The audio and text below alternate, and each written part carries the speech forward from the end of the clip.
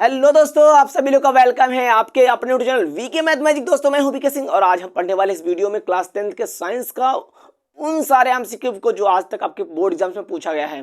तो कहीं ना कहीं ये वीडियो आपके लिए बहुत ज़्यादा इंपॉर्टेंट है जो क्लास 10th का बच्चा है। तो जैसा कि मैंने बता दिया हूँ कि मैं पिछले क्लासेस में 10th के साइंस का जो एमसीक्यू चैप्टर फर्स्ट सेकंड का था उसको मैंने अपलोड कर दिया है। वो सारे क्वेश्चन जो आपके एग्जाम में बहुत बार पूछे गए हैं, तो और आज हम करने वाले हैं चैप्टर 3 का एमसीक्यू जो एग्जाम्स में बहुत बार पूछे गए हैं। तो कहीं ना कहीं आपके लिए बहुत ज़्यादा इंपॉर्टेंट है। अगर आपको 30 नंबर पक्के करने हैं तो एमसीक्यू पढ़ना पड़ेगा। एमसीक्यू से क्या होगा, आपके 30 नंबर वैसे पक्के हो जाएंगे। तो कहीं ना कहीं चीज़ें मिस मत करिए, कंटिन्यूटी बने रहिए वीडियो के साथ में। ओके, और एक बात आपसे शेयर करना चाहता हूँ कि अभी मैं जस्ट क्या कहते हैं एक वीके एंटरटेनमेंट नाम से एक चैनल मैंने बनाया है। उस चैनल को आप मेरे सब्सक्राइब करिए, लाइक करिए, जिस पे क्या होगा कि आपको जैसे हमको शौक है, क्या गाना गाने का शौक है, कुछ इंटरटेनमेंट करने का शौक होता है, तो उस पर अपने फनी वीडियो अपलोड किया करेंगे। आप उससे इंटरटेनमेंट कर सकते हैं। ओके, अब पढ़ाई के लिए हमारे चैनल रहेगा। चलिए क्वेश्चन स्टार्ट करते हैं। पहला क्वेश्चन क्या है, कॉपर पैराइट को वायु में गर्म करके सल्फर को दूर करने की क्रिया को कहते हैं। क्या कहते हैं, ध्यान समझिए। कॉपर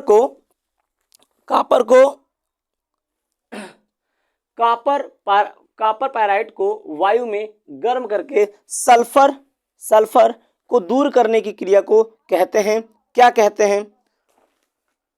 निस्थापन, भर्जन, प्रगलन या बेसिमीकरण।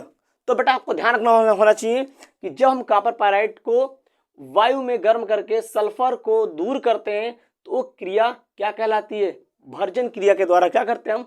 कॉपर पैराइट से हम सल्फर को दूर कर देते हैं। ओके, अगली बात क्वेश्चन ध्यान देते हैं। मुद्रा धातु है, देखिए ये क्वेश्चन जो था ना, ये 2012 में पूछा गया क्वेश्चन। मुद्रा धातु है, 2013-14 में पूछा गया क्वेश्चन है। क्या है मुद्रा धातु? मतलब ऐसे कौन से धातु जिसके सिक्के वगैरह बनते हैं, पैसे में काम आता है। तो क्या जिंक का बनता है? क्या नहीं बनता है। मरकरी का बिल्कुल Mg मैग्नीशियम नहीं बनता है। Na नहीं बनता है। किसका बनता है? आपका सिल्वर का, जिसको बोलते हैं Ag, जिसको चांदी बोलते हैं। ओके चलिए ठीक। एंटीमनी है, 2014 में, 16 में, 23 में धड़ाधड़ पूछा गया है। एंटीमनी है, क्या है? आपने सुना होगा कि जो आपका पीरियोडिक टेबल होता है उसमें 3 प्रकार के तत्व होते हैं, 3 प्रकार के एलिमेंट होते हैं। जैसा कि उनको कैटेगरी वाइज बांटा गया है, मेटल, नॉन मेटल, मेटलॉइड्स बोलते हैं हिंदी में, धातु, अधातु, उपधातु। तो सिंपल सी बात है, धातु की बात को, धातु वो तत्व होते हैं जिनमें इलेक्ट्रॉन त्याग करने की कैपेसिटी होती है या फिर जिसके अंदर जो ऊष्मा तथा विद्युत का अच्छा चालक होता है। उपधातु क्या होता है, अधातु क्या होता है? वे धातु होते हैं जो इलेक्ट्रॉन ग्रहण करते हैं, या फिर बोल सकते हैं कि ऐसे तत्व जो अपने अंदर से इलेक्ट्रिसिटी को पास ना कर पाए, उसे हम क्या बोलेंगे? जो बोल सकते हैं इलेक्ट्रिसिटी या फिर ऊष्मा का वेट कनेक्ट होता है, उसे हम क्या बोलेंगे? अधातु बोल देंगे। अब बात है उपधातु क्या होता है? तीसरा, ऐसे धातु या ऐसे तत्व जिसके अंदर धातु और अधातु दोनों का गुण पाया जाता है, उसे हम क्या बोल देंगे? उपधातु। तो एंटीमनी हमारा एक ऐसा तत्व है जो तो न तो धातु है और न ही अधातु है और न ही अक्रिय गैस है। क्या है? ये हमारा उपधातु होता है। क्या होता है? उपधातु होता है। अगला देखिए, आर्सेनिक, 2023 में क्वेश्चन पूछा गया है, प्रीवियस पेपर में पूछा गया है। आर्सेनिक है, क्या है? धातु है, उपधातु है, अधातु है, इनमें से कोई नहीं। तो सिंपल सी बात है, एंटीमनी का भाई आर्सेनिक मतलब क्या है? अगर एंटीमनी उपधातु का है तो आर्सेनिक भी किसका होगा? उपधातु ही कहलाएगा। आई बात समझ? चलिए अगला क्वेश्चन क्या है, अमलगम होते हैं, 2013 पूछा गया। अमलगम होते हैं, क्या होते हैं? उपधातु होता है, मिश्र धातु होता है, यौगिक होता है, विषमांगी मिश्रण होता है। ना तो ये हमारे उपधातु होते हैं, ना तो ये मिश्र धातु होते हैं, और ना ही हमारे विषमांगी मिश्रण होते हैं। क्या होते हैं ये? क्या होते हैं? एक यौगिक होते हैं। क्या होते हैं? एक यौगिक होते हैं। ओके, आई बात समझ? अगला क्वेश्चन देखते हैं, निम्न में से कौन सी धातु ठंडे जल से हाइड्रोजन गैस निकालती है? 2013 में, 18 में, 23 में पूछा गया क्वेश्चन से। मतलब ऐसी कौन सी धातु है जो ठंडे जल से क्रिया करता है और वहां से हाइड्रोजन गैस को निकाल देता है? तो आपको पता होना चाहिए कि अभी तक ब्रह्मांड में केवल 2 ही ऐसे तत्व हैं जो ठंडे पानी से बहुत तेज रिएक्शन करते हैं, बहुत तेज क्रिया करते हैं। उन तत्वों का नाम क्या होता है? उन तत्वों का नाम है सोडियम, दूसरा है पोटेशियम। इसको जो रिएक्शन करते हैं इसको बोलते हैं वायलेंट रिएक्शन, बहुत खतरनाक रिएक्शन करते हैं। क्वेश्चन इससे बन सकता है कि ऐसे कौन से धातु हैं जिनको केरोसिन में डुबा कर रखते हैं, तो बोल सकते हैं, या मिट्टी तेल में डुबा कर रखते हैं, उसको क्या बोलेंगे हम लोग? Sodium potassium. क्यों रखते हैं ये पूछा जा सकता है कि सोडियम पोटेशियम को केरोसिन के डब्बे या फिर मिट्टी के तेल में डुबो कर क्यों रखते हैं? तो क्योंकि जैसे ही ये नमी के कांटेक्ट, जैसे ही एयर के कांटेक्ट में, एटमॉस्फेयर के कांटेक्ट में जैसे आएगा तो क्या होगा, तो जल उठेगा, ब्लास्ट हो जाएगा। इसीलिए इसको केरोसिन के अंदर रखते हैं, मिट्टी के तेल के अंदर रखते हैं। समझ में आ रही बात कि नहीं आ रही? तो ये बात ध्यान रखना। ठंडे जल से क्रिया कौन करता है? Sodium potassium. ओके, और देखिए यहाँ पर क्या कॉपर है? नहीं है। चांदी, सॉरी सोना, ये भी नहीं है। एल्यूमिनियम नहीं, क्या होगा आपका? कॉपर होएगा। ओके, चलिए करिए, करते हैं नेक्स्ट क्वेश्चन। अगला क्वेश्चन क्या है, देखिए यहाँ पर, निम्न में से कौन सी धातु, ये तो मैंने करवा दिया, 7वां करवा दिया, 6ठा करवा दिया। अब मैं 7वें की बात करता हूँ। क्या कह रहा है क्वेश्चन? फफोलेदार तांबे में कॉपर की प्रतिशत मात्रा है। मतलब यानी कि जो मेरा फफोलेदार तांबा होता है, जब हम तांबे को शुद्ध, जो हम अर्थ धरती से उसको खोद कर खनिज पदार्थ जो होता है, अयस्क होता है, उनसे जब सफाई करते करते उसका हम लोग क्या करते हैं, जब उसको हम जब सफा करके जब जो शुद्ध तांबा प्राप्त करते हैं, उस केस में जो हमारा लास्ट जो पदार्थ होता है, जो लास्ट में सब शोधन करते समय जो हमको सबसे लास्ट में मिलता है तांबा का भाग, जो तांबा जिसमें तांबा होता है, उसको बोलते हैं फफोलेदार तांबा। उसमें कॉपर की मात्रा कितनी होती है? उसमें कॉपर की मात्रा होती है 98%। कितनी होती है? तो क्वेश्चन पूछ सकता है फफोलेदार तांबे में कॉपर की प्रतिशत कितना मात्रा होता है? तो 98%। ये क्वेश्चन 16 में 18 पूछा, शायद इस बार भी आ सकता है, तो ये बहुत इंपॉर्टेंट है आपके लिए। अगला क्वेश्चन क्या है? निम्न में से कौन सी धातु जल के साथ हाइड्रोजन विस्थापित करती है? तो सिंपल सी बात है, ऐसी कौन कौन सी धातुएं हैं जो हाइड्रोजन के साथ, जो हाइड्रोजन से, मतलब जो जल से हाइड्रोजन को हटा सकती है, भगा सकती है? तो सिंपल सी बात है, जो तत्व हाइड्रोजन से ज्यादा सक्रिय होगा।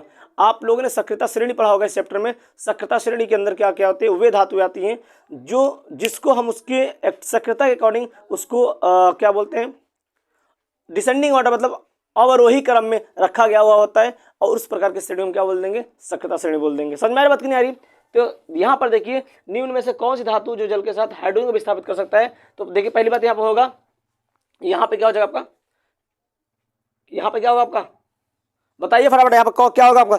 जिसने पढ़ रखा है चैप्टर, मुझे बताओ फटाफट इसका आंसर क्या है, कमेंट से फटाफट बताइए इसका आंसर क्या होगा। जल्दी बताइए मेरे को फटाफट इसका आंसर क्या आएगा, जल्दी बताइए मेरे को इसका आंसर क्या आएगा, जल्दी बताइए फटाफट। नहीं पता आपको? बेटा मैग्नीशियम का। क्या होता है? मैग्नीशियम। जब पढ़ो ना ऊपर से sodium, potassium, calcium, magnesium, aluminium, समझ में आ रहा बात नहीं? तो उसमें पहले मैग्नीशियम, जब सक्रियता श्रेणी पढ़ते हो ना, सोडियम, पोटेशियम, कैल्शियम, मैग्नीशियम, तो मैग्नीशियम आता है। तो कहीं ना कहीं ये जो तत्व है, बाकी तत्व इससे नीचे होते हैं। और इसमें बहुत सारे तत्व जो होते हैं, जो हाइड्रोजन से, सारे जितने तत्व ये सब है, ये सब क्या है? हाइड्रोजन से नीचे पाए जाते हैं। मतलब ये हाइड्रोजन से कम सक्रिय होता है, इसीलिए जल से क्रिया करके हाइड्रोजन को विस्थापित नहीं कर पाते हैं। केवल कौन कर पाता है? हमारा Mg होता है, जिसको बोलते हैं मैग्नीशियम कर पाता है। ये मैग्नीशियम हॉट वाटर से रिएक्शन करता है। क्वेश्चन पूछ ले सकता है कि ऐसा कोई तत्व का नाम बताओ जो हॉट वाटर से, सॉरी हाँ, स्टीम वाटर से रिएक्शन करता है, उसको क्या बोलेंगे हम? मैग्नीशियम। इसको कर लीजिए, करते हैं नेक्स्ट।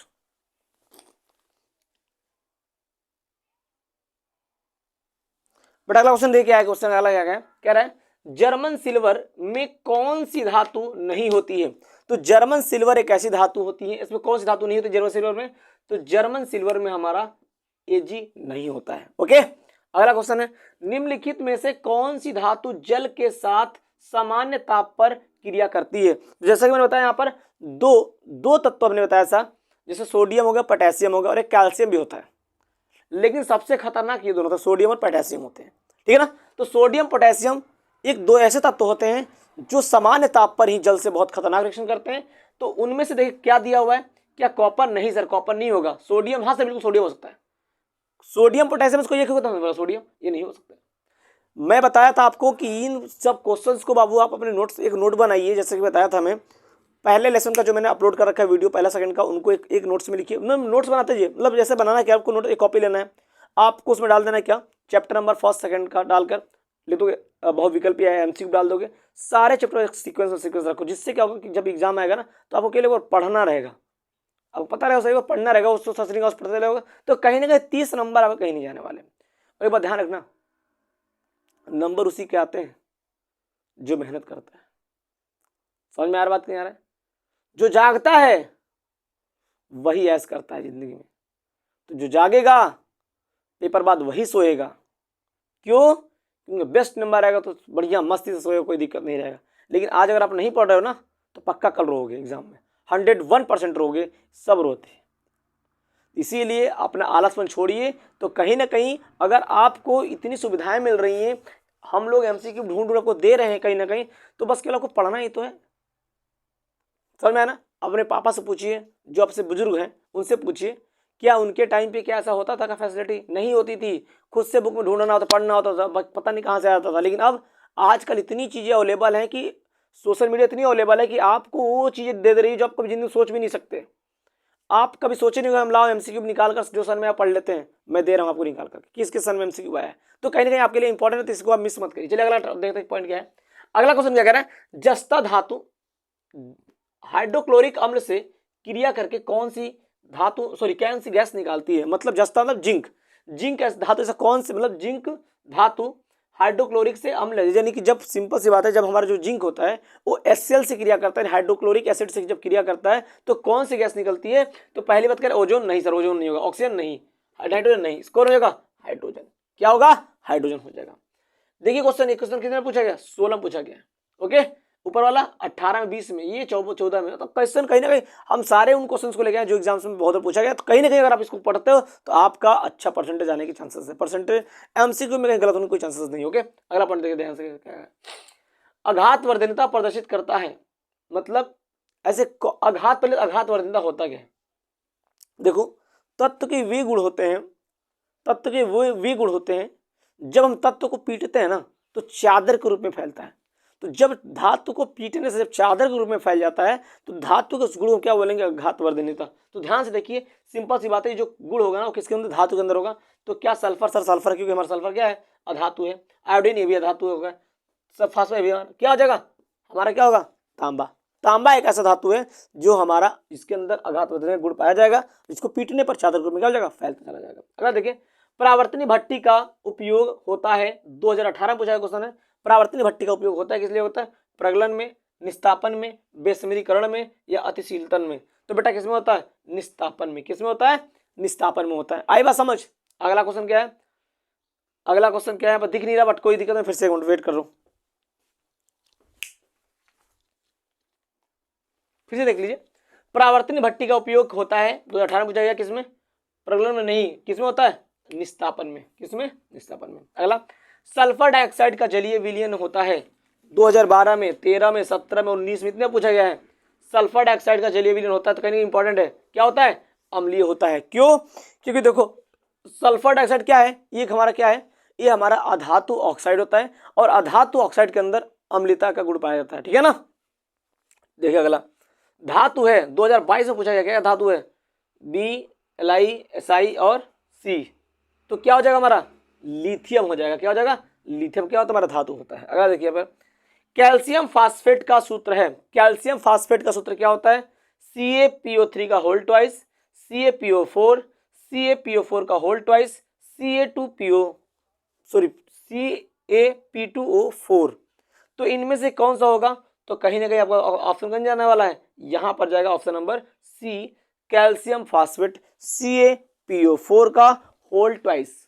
ओके, इतनी बात समझ में आ रही है कि नहीं आ रही है? तो कहीं ना कहीं बाबू ये क्वेश्चन आपके लिए बहुत ज़्यादा इंपॉर्टेंट था और एग्जाम में बहुत बार पूछा गया, तो कहीं ना कहीं बहुत ज़्यादा इंपॉर्टेंट है। तो प्लीज़ इसको आप नोट्स में उतारते रहिए और डेली का डेली पढ़ते रहिए, और मेरे चैनल को सब्सक्राइब करिए, ताकि जैसे मैं इन सब वीडियो को अपलोड करूँ तो आपके पास नोटिफिकेशन पहुँच जाए, जिससे क्या होगा, आपकी एग्जाम्स में तैयारी में कहीं कोई दिक्कत ना है। ओके, और आप लोग बता दूं कि जैसे कि मैंने इस टाइम लाइव भी चला रहा हूँ क्लास 10 की मैथ्स की सिलेबस होती है, उसके लिए मैं लाइव क्लासेस चला रहा हूँ 9 o'clock पे। ओके, तो 9 o'clock पे अगर आप फ्री क्लासेस करना चाहते हो मैथ्स का, तो आप लाइव हो सकते हो 9 o'clock पे। आप मेरे चैनल को सब्सक्राइब करिए, जैसे मैं लाइव होऊंगा तो कहीं ना कहीं आपके चैनल पर या फिर फ़ोन पर नोटिफिकेशन पहुंच जाएगा, वहां से आप मेरी वीडियो को अच्छे से देख सकते हो, लाइव पढ़ सकते हो। और एक बात और, यहाँ पर आपको 7 o'clock से 9 o'clock तक नवोदय हो गया या फिर क्लास 4 से ऊपर और 8 से नीचे तक के बच्चों को मैथ सिखाया जा रहा है, बिल्कुल इजी तरीके से। तो कहीं ना कहीं अगर आपके घर में छोटे बच्चे हैं, भाई हैं, या फिर आपके घर में कोई भी छोटा बच्चा हो, अगर वो 4-5 पढ़ रहा हो, 8 तक के बच्चों के लिए बिल्कुल ये मैथ्स की भन्नाट तरीकों से उसको मैं पढ़ाने वाला हूँ और चल रहा है क्लासेस इस टाइम। तो कहीं ना कहीं उन बच्चों को बताइए, उनसे बोलिए कि मेरे चैनल सब्सक्राइब करें और लाइव क्लास का आनंद लें। ओके, जिससे उनकी मैथ बहुत स्ट्रांग हो जाएगी। ओके, चलिए मिलते हैं अगले वीडियो में चैप्टर नंबर 4 का ऑप्शनल लेकर, तब तक के लिए बाय।